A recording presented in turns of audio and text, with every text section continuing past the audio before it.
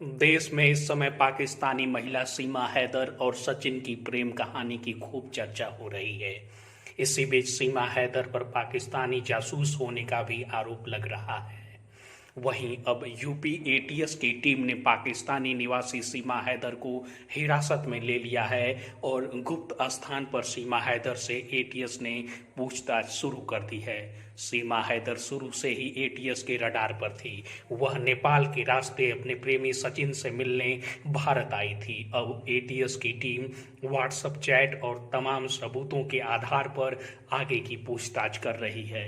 इसके साथ ही सीमा के आईडी कार्ड हाई कमीशन भेजे गए हैं और पता चला है कि सीमा के चाचा पाकिस्तान आर्मी में सूबेदार और सीमा का भाई पाकिस्तानी सैनिक है। सीमा से अभी भारत की सुरक्षा एजेंसियां पूछताछ कर रही हैं।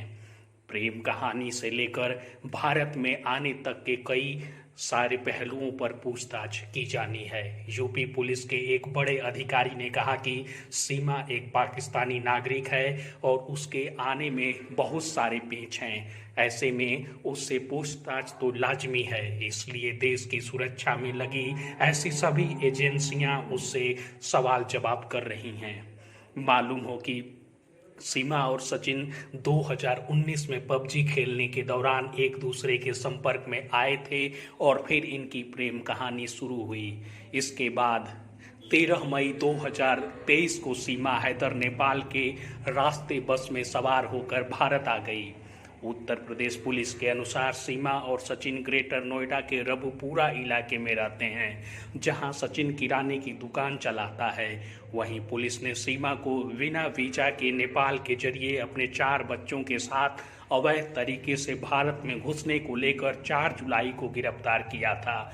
इसके साथ ही सचिन को अवैध शरणार्थी को पनाह देने के आरोप में जेल भेजा गया था। हालांकि इन दोनों को बाद में छोड़ दिया गया और अब फिर से यूपी एटीएस ने सीमा को पूछताछ के लिए हिरासत में लिया है।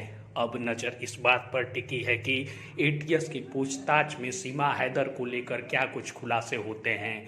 सबसे बड़ा सवाल तो सीमा हैदर को लेकर यही है कि क्या वह पाकिस्तानी जासूस है, क्या उसे किसी के इशारे पर भेजा गया है, या फिर मीडिया में उसकी जो कहानी बताई जा रही है सचिन के साथ सीमा की जो प्रेम कहानी जुड़ी गई है वही महज सच्चाई है। कई लोगों को इस पर विश्वास करना मुश्किल हो रहा है। ऐसे में अब एटीएस की सीमा हैदर से पूछताछ बेहद अहम हो गई है।